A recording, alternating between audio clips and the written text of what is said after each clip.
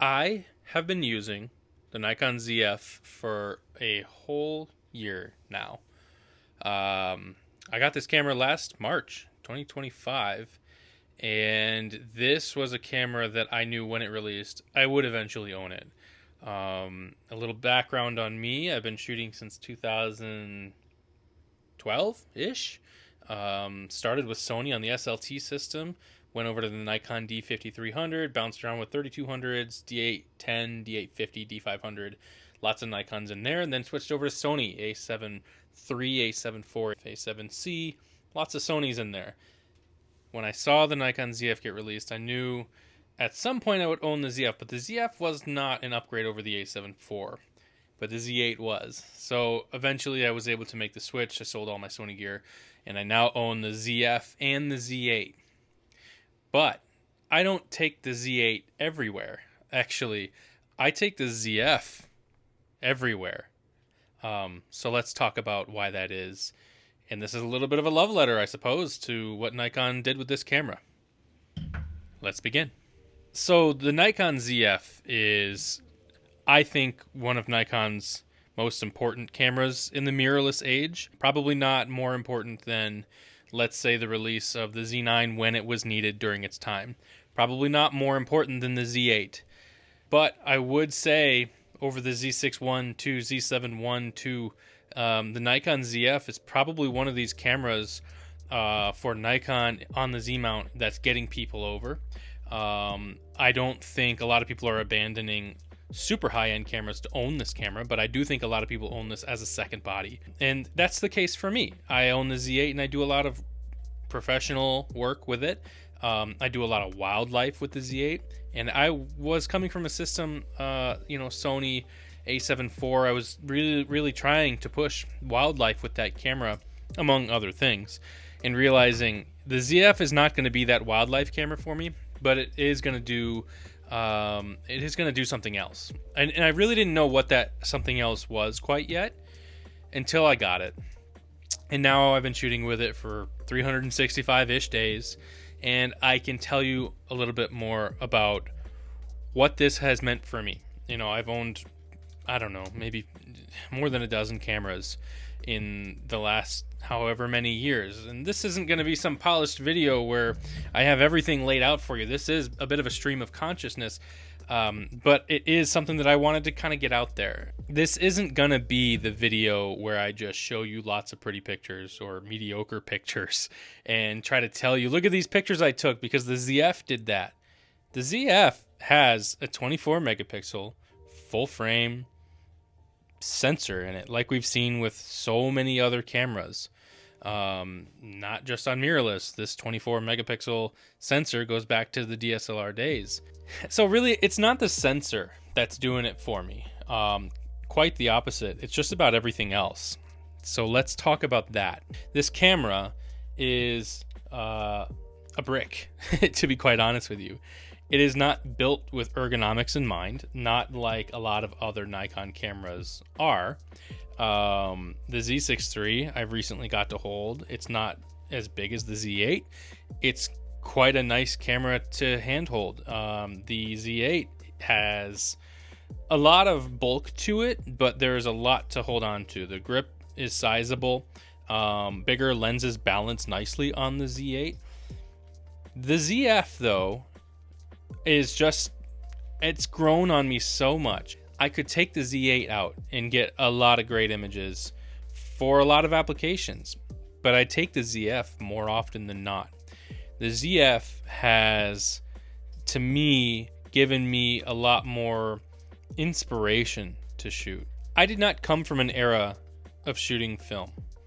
I got my start in 2012 on a digital camera. In fact, I got my start with an EVF. But there's something quite inspiring to me about what Nikon has made here. I love the dials on top. Everything is very tactile. Everything is very clicky. There is a mechanical shutter in this, and I do like the sound of that too.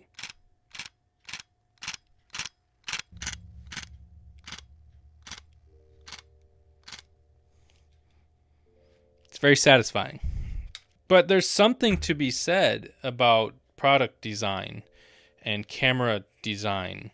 Fuji has had this on lock for quite some time now. Nikon is drawing from their legacy. This takes after the f2, the FM body of the film days. And I think that was a really strong move on their part. I see it a lot online where people have the ZF as a second body, not because it's the best choice as a second body. If someone owns a Z9 or a Z8, clearly the Z6 III is quite a performer now, and I know the ZF came out before the Z6 III, but even the Z6 II and the Z7 II were quite formidable second choices behind the Z8 or Z9.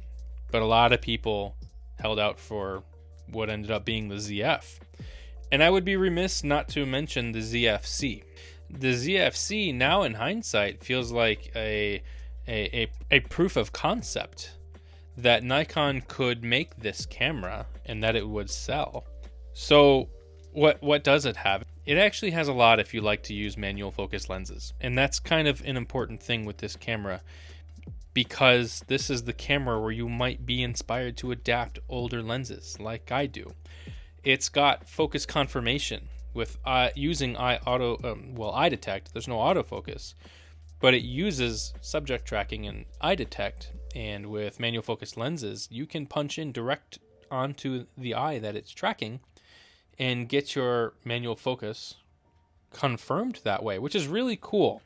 I don't know of any other system that utilizes that right now, but that's handy for sure. And at the same time, there's something about the vibes, just using a manual focus lens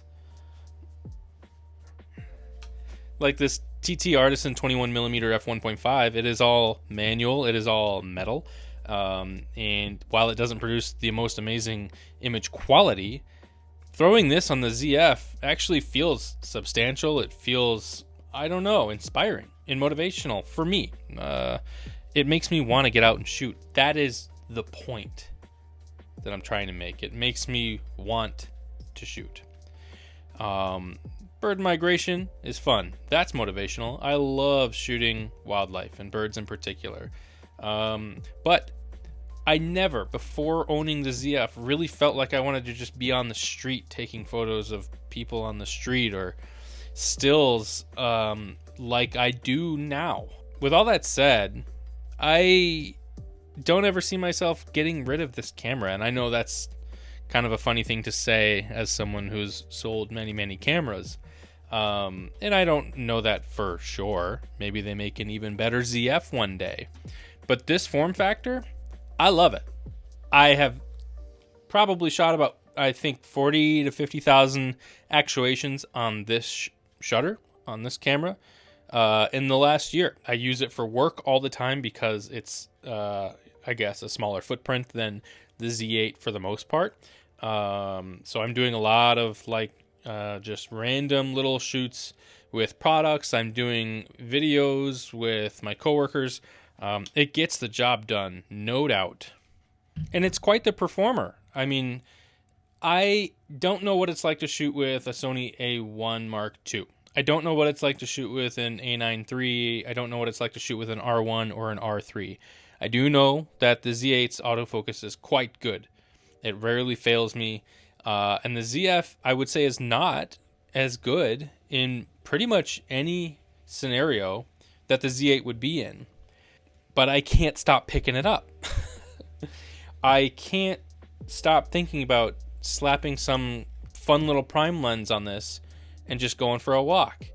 And, after shooting for 14 years, you sometimes get in these ruts where maybe you don't want to pick up the camera for a week or two at a time. Maybe you're not inspired. I can't stop thinking about it. And it's been 14 years of shooting. I can't not have this on me at all times. And actually, I'm looking forward to bird migration and wildlife coming back and in summer and everything being warm again. And I'll be using the Z8 a lot for that kind of work. But I would be lying if I told you that I wouldn't be picking this up every other day and taking this into town and walking around. It's been a long time since I've been so motivated by a camera. And the past year with this and the Z8 have been very fulfilling. I've been doing a lot of different types of photography. So there you have it. This isn't a polished video. I just came from work. You know, I've got coffee dust. I'm a coffee roaster. I got coffee dust on my shirt. This isn't a beater. I got a work shirt on.